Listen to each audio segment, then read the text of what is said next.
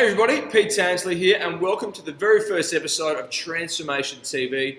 What this show is, it's all about exercise tips, nutrition and recipe and cooking ideas, and some really good lifestyle tips to help you with your goals. So each week, I'll have a guest, which I'll ask questions and interview. I'll have some cooking segments and of course an exercise segment as well. And I'll also answer your questions every single week. So send through your questions. I hope you enjoy this first episode.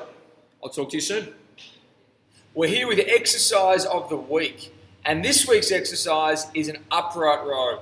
Really good shoulder exercise. It does hit a little bit of upper traps as well, and biceps and forearms play a minor role. So let's go through how to do the upright row and how to get the most out of it. So you can have a slightly wider than shoulder grip, and think about the elbows lifting to the roof. A lot of people make the mistake of trying to lift the barbell up high, and it sort of turns into an awkward, ugly-looking reverse curl. So instead, think about the elbows lifting up high as opposed to where the barbell travels. So just focus on contracting the shoulders, lifting up, full range up, and then all the way down to the bottom, under control. A quick tip for those of you that get wrist pain when doing this. What you can do is add wrist straps throughout the exercise. So instead of that feeling of pinching or some uncomfortable pain in the wrist, you can simply use straps, and it makes it a lot easier and takes all the pressure off the wrist. So now, instead of having any wrist pain at all, I'm simply allowing my wrist to stay in a more relaxed position. Okay, again, the bar won't travel as high on this version, but that's okay. All you're worrying about is where your elbows end up, not where the barbells end up. So again, slightly wider than shoulder width. Think about elbows extending up, squeezing the shoulders, and controlling the momentum back down. Okay, so from side on, again, not worrying about a curl. Instead, elbows lift nice and high. A really good idea with this is to imagine you're trying to air out your armpits. So of course, if you're watching this, you wouldn't have smelly armpits because nobody watching this program would. But if you did, imagine you're trying to air those armpits out. So you're trying to create as much space as you can under the arms every single repetition. Throw upright rows in on a shoulder day or an upper body day. I like to do them towards the end of my shoulder day. Personally, I just find I feel shoulders more. I use a little bit less weight, perhaps do 10 to 15 reps under nice slow control. And if you get wrist pain, like I mentioned, add in those wrist straps and there'll be zero wrist pain for those reps. Okay, so we're here with our weekly Q&A. Really good question for this week, which I'll read out to you right now. It says, "Hey Pete, I love your weekly newsletter, thank you. I want to ask a question about a particular supplement. My goals are to increase size, put on 5 to 6 kilograms of muscle, whilst retaining low body fat. My current supplements are just whey protein powder and creatine. My girlfriend, who's studying to be a naturopath, suggested probiotics, but I don't believe her. Will they really help with my goals? Thanks, Brett, 29 years. That's a really good question. Will it help with muscle? Well, not really per se, not directly.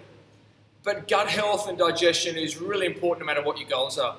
It's not so much what you eat, but what you actually digest that actually matter, what you absorb. So what it will help with is your immune system, your gut health, your food absorption, the whole digestion process from mouth to excretion. That's really important. So yeah, it actually will help. Now dosage, it's a very subjective answer. I've heard everything from 100 million to 900 billion per day or per serve. Keep in mind there are millions and millions and millions in your body, so you will need a high dose. I would suggest checking with a healthcare practitioner, one that knows your body a little closer.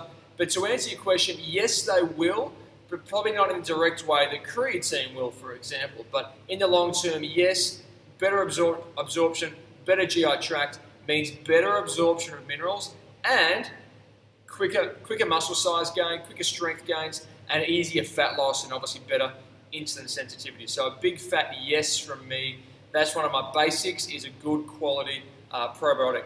Now in terms of timing of these, it tends to work best either with just before breakfast or at the end of the day just before dinner time. I believe just before a meal is best. On an empty stomach or after a meal doesn't quite work as well from what I've learned. So try that out and please let me know how it goes. Okay, we're here with our weekly question, and this is a really good question from Kathy. And Kathy asks, hello Pete. Hello Kathy. Love the new show. Quick question about L-carnitine. Does it work for fat loss? Which one should I choose, as there are a lot out there, or should I just take a fat burner? Good question. Yes, I'm a big fan of L-carnitine. The type that I like the best is acetyl L-carnitine, A-C-E-T-Y-L, acetyl L-carnitine. It's a very, very good thing for fat loss. It's a very, very good thing for focus, for increasing your focus, as in pre-workout or just start of the day. Instead of a coffee, you can have a serve of acetyl L-carnitine. So it increases blood flow to the brain, hence the focus. So a big day at work, an important meeting, a workout, a study session, a date, anything you want to be perky, focused, alert for, it could definitely help without this stimulant-like effect that caffeine will give. I'm a big fan of this. I take it every day. Dosage, I always recommend, the answer to every question on nutrition and supplements is it depends. But to answer your question, how I would dose it would be multiple times a day. One serve in the morning, when you first wake up, with a coffee if you want it. Another serve pre-workout. My favorite pre-workout in the world is 2 grams of acetyl L-carnitine, which is several scoops for most containers, plus a strong black coffee. All right. Some people like coconut oil in, or some branched chain amino acids in, some BCAAs, but that's my favorite way to take it. First thing in the morning, if you train, then great. If you train later, take it pre-workout. You can also take it just a second time of the day as well. The only time I wouldn't take it is after 4 p.m. that's not pre-workout. So if you're not working out today, don't take it at 4, 5, 6, 7 p.m. It can affect sleep a little bit. Also, a side note, I've read some really good studies on this with children, and some good tips from other practitioners to use this with kids. It tastes like vinegar. You can get the powder format, which I use and just throw it back, or you can get it in capsules as well. You probably can get some kiddie flavored ones as well, which will help. But it's a really big, it's like legal doping for their brains as well, in terms of concentration, study power, alertness, which can obviously help with their studies and sport and any other things they've got going on. I hope that helps answer your question. So a yes, a big fat yes from me. So there it is. That's a wrap on episode 1 of Transformation TV. I really hope you got something out of this. Please drop your questions or send me a line with your questions, and I'll be sure to answer them next week. Check out the links down below. There's plenty of freebies on board and ways you can connect with me and the stuff I do here in my gym and online. I'll talk to you soon. Thanks so much.